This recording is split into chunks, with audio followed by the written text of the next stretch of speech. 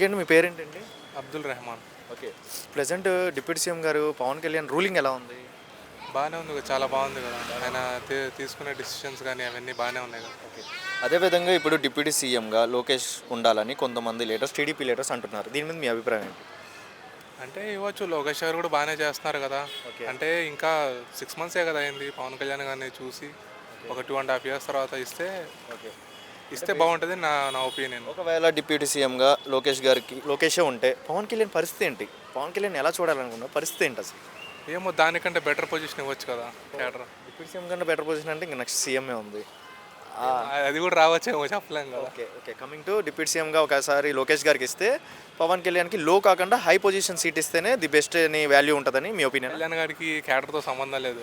ఆయన ఎట్లా పనిచేసినా కానీ ఆయనకి ఫ్యాన్స్ అనేది రికగ్నైజ్ ఉంటుంది. ఏదైనా పవన్ కళ్యాణ్ గారు ఎలాగైనా పనిచేస్తారని అంటున్నారు కదా, మరి డిప్యూటీ సీఎంలోంచి తీసేసి లో పొజిషన్కి వచ్చేస్తే చాలామంది అప్సెట్ అవుతారు కదా. ఆయన డిప్యూటీ సీఎం పొజిషన్లో ఉన్నారు అంత.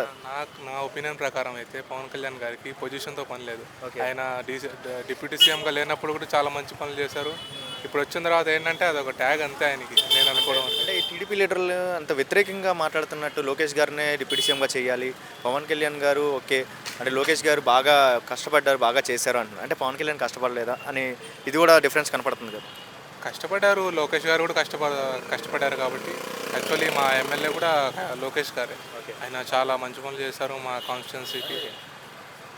ఓకే. సో ప్రజెంట్ అయితే మీకైతే డిప్యూటీ సీఎంగా పవన్ కళ్యాణ్ రూలింగ్ అయితే అంటే ఇంకా 6 monthsే కదా అయింది. ఇంకో 1.5 year అట్లా చూసి మీరైతే పవన్ కళ్యాణ్ ఏ టైప్ ఆఫ్ లీడర్లో చూసినా కూడా ఆయన మంచి చేస్తారని నమ్మకం. అంతే, ఆయనతో క్యాడర్తో సంబంధం లేదు ఆయనకైతే.